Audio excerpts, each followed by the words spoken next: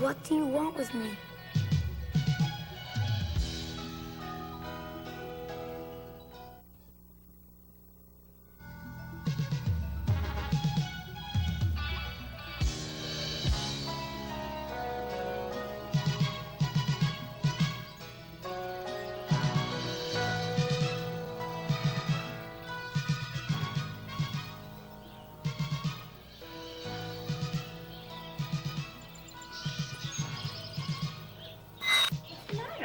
Why'd you bring us down here in such a hurry? Although it is a lovely day outside today. Oh, wait a minute. The detective. Talking to my mother. Oh, he's a dead ringer for you. What do you mean? Well, he looks exactly like you. Gary, you never told me you had a twin brother. I don't. Now, are you sure he's a detective? Oh, he showed me his badge. But are you sure? Now, the chances of a detective looking like me is 1 in a million. Are you sure he's a detective? I don't know. How many times have I ever looked at a badge? We'd better go back upstairs. I don't like the sound of this. It's a good idea.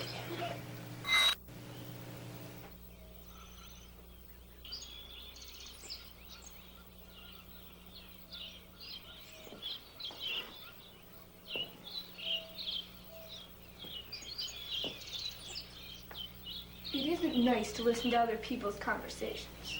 What conversation? That kid was talking to himself. I tell you, that boy is weird. Oh, I don't know about that. You talk to yourself. I never talk to myself. You do too. I do not. You do too. I do not. Name one time that I have talked to myself. This morning in the kitchen when you were making breakfast. I wasn't talking to myself. I was talking to the plants on the windowsill. Oh, and that isn't talking to yourself?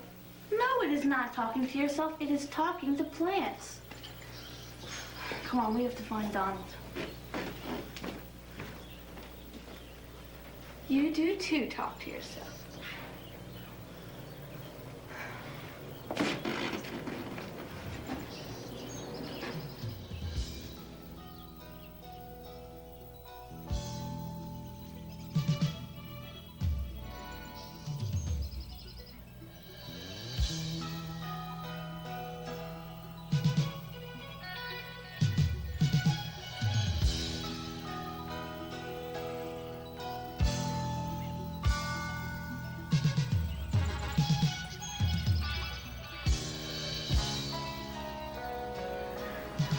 We have to find Donald. Okay, Mrs. Carter. Look, I'm gonna go looking for him, okay? Oh, there he is. Mom, where's the detective? Just get your coat or whatever. We have to leave. Wait, where's the detective? He's gone. Yeah, he got some kind of phone call or something. Hey, brother, we have to go follow him. Come on. Follow him? What is she talking about? She's upset. Come on, let's go. Come on, Don.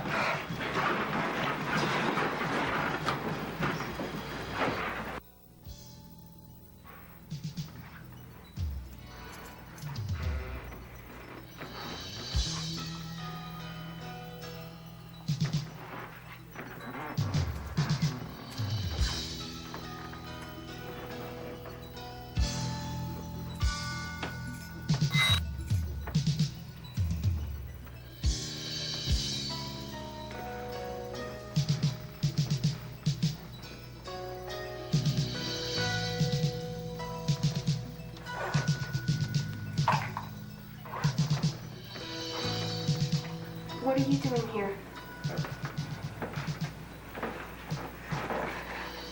That's what I'd like to know.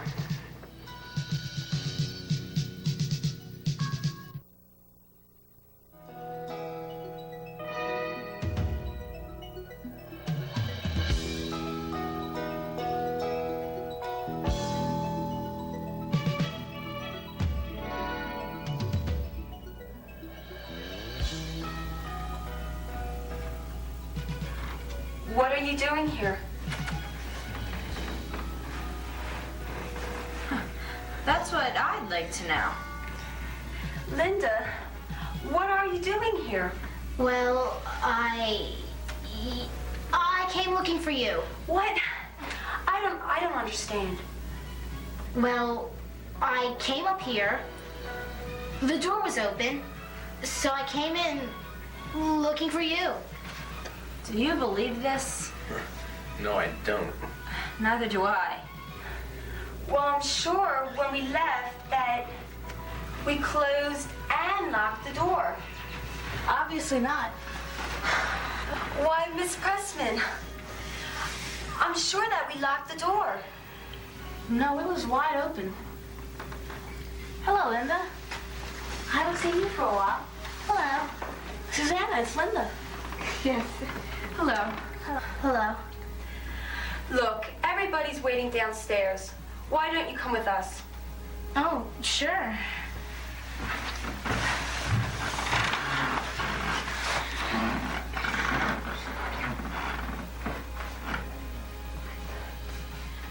Nobody's here. Huh. How do you like that? They can't see us. Yeah, that's quite apparent. After you.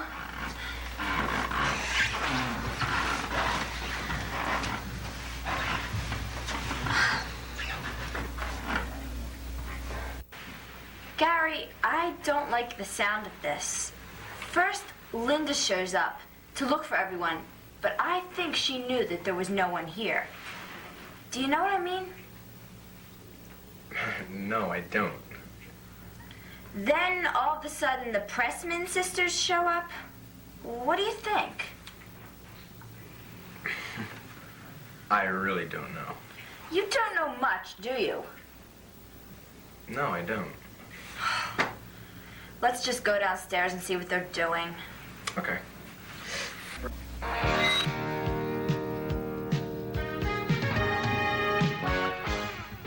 Oh, Mom, wait! Wait a minute, I'll catch her. He thinks he's gonna catch her. Well, she's driving away in a car. Well, you know Duke. He likes to run. I can't believe this. This is crazy. Calm down, Don. All right. So, the detective got a phone call about my brother. How do you know it was about my brother? Well, I'm not sure of that. You see, the phone rang, and they asked for the cop. And he talked for a little bit, and then he hung up, and then he said something about the pieces were falling together. And then he ran out, and your mom followed. She doesn't know where he's going?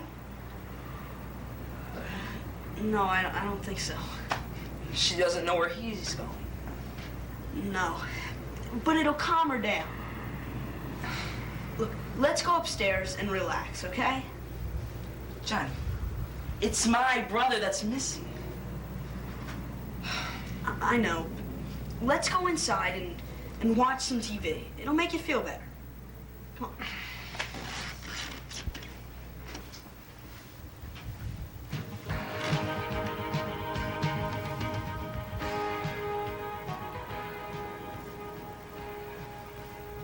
What was that all about? I don't know. It was something about a car. Did you see that cop take off in his car like that? About 5 minutes ago. Yes, I did. What was that telephone conversation about? I don't know. But let's listen to this and find out.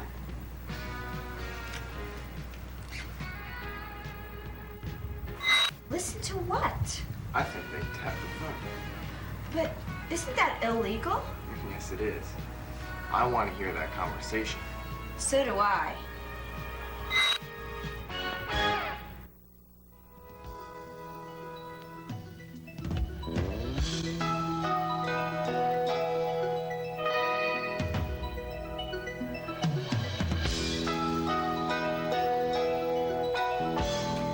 I don't know what everyone is so excited about. I mean, I only went to follow the detective to see where he was going. How would you like a cold drink, a Coke? Or... No, thank you. No. Relax. Sit down. Have a seat. Oh, Harold. A big, strong, growing boy like you must be hungry or thirsty or something. Maybe I could fix you a snack or... Duke, would you please call me Duke? Duke. Why would anyone name their son Duke? Why would anyone name their son Harold? Gary, you're terrible. Mom, Donald, when did you get here? a couple minutes ago. Where's the car? I parked it around the other side of the building. Didn't you follow the detective? Oh, yes. I lost him. Oh. Then you don't know where he is. No. Then we're back where we started from. Not quite. BJ, is there something that I could do for you? No, but there's something I can do for you. In fact, all of you. Ladies?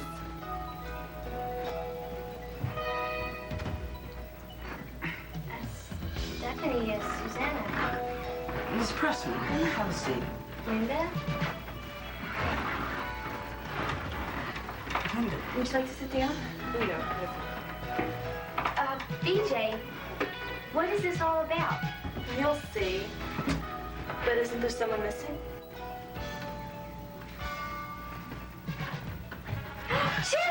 Chip! Oh, are you okay? Where have you been? He's hurt. It's all Where were you? Somebody captured me. What? How did Miss McGowan know where you were? I think I can answer that. Just give us a few minutes and I'm sure we'll all be out of here soon. But first, let's solve the mystery. Mr. Martin? Everyone, this is Mr. Andrew Martin. He's from the Mutual Insurance Agency. Oh, well, wait a minute. Who took Chipper? I'm afraid I'm responsible for that. That is, I and the police. What? The police? What is that? Wait a minute. If you give me a few minutes, I think I can explain the whole thing. One of your neighbors, Mr. Mason, worked for my company. He sold the Clintons their life insurance. I was with them when they signed their policy. That's where we knew him from. First of all, I think that we can reasonably say that the Clintons were not murdered, but they were killed in an accident.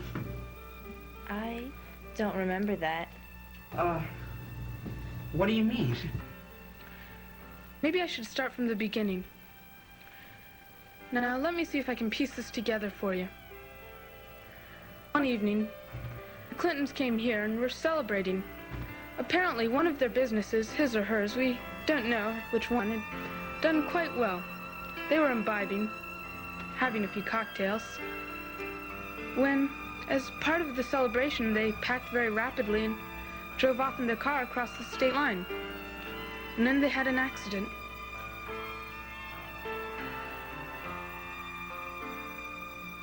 Mercifully, I don't think they ever knew what happened. The police were unable to identify the bodies. There seemed to be no relatives, no family, so they were buried. It would have all ended there, except for one thing. Oh, well, what's that? Well, Mr. Mason failed to transfer the premiums to Mutual Insurance. Well, what does that mean? Well, the Clintons were making their bi-monthly payments, but it seems that Mr. Mason was keeping the money, as he was with a few other of our clients. After a series of investigations, we found that this was one of many such incidents. Also, it seems that Mr. Mason found out about the Clintons' death. He thought that his secret had gone to the grave with the Clintons, but unfortunately, Mrs. Mason could not keep such a secret. A few other residents of this apartment house took it upon themselves to search this apartment and a trunk in the basement. This trunk, along with a few other suitcases, contained many of the Clintons' valuables. A few necklaces, gold chains, diamond earrings. And one by one, these were slowly being removed. It wasn't my fault. She made me do it. Shut up and sit down. I only got part of the money anyway. It was you, sweetheart, who opened up the trunk in the first place. Well, we were never completely sure who was involved. For that reason, it was a hindrance to our investigation when the Carters moved in. One of our investigators, while searching this apartment for further clues, was caught by your youngest son. That was the man in my bedroom. But was that the man who knocked my brother out? No, I'm afraid we're not quite sure who that was, but we suspect it was Mrs. Mason. Well, whatever happened to Mr. Mason, or Mrs. Mason for that matter? Mr. Mason and Mrs. Mason, along with their daughter, are in the hands of the local police in another state. Well, why did your people kidnap my son? To tell you the truth, Mrs. Carter, we weren't sure that you weren't involved. Well, who would suspect a mother of 2 growing boys to be involved in anything like that? Who would suspect an insurance man? His family. 2 talented young musicians. Or even a teenage girl. But what about the detective, Sergeant Josephson? We found that one of the men on the force bore a striking resemblance to the late Gary Clinton. With some makeup and so forth, we hoped that it would speed up the guilty party in confessing to their crimes. Unfortunately, the only person who recognized it was you.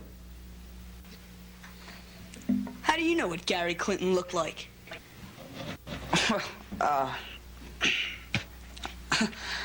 I guess I saw a picture someplace. Yeah. What happens now? Our friends at the local police are waiting downstairs, and if you 3 would care to step this way?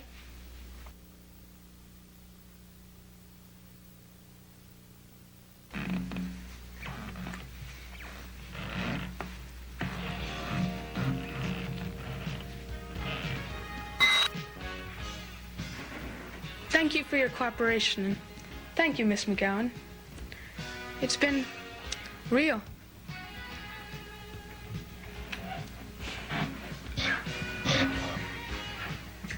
Well, I guess that wraps up the mystery. Guess so. They're gone.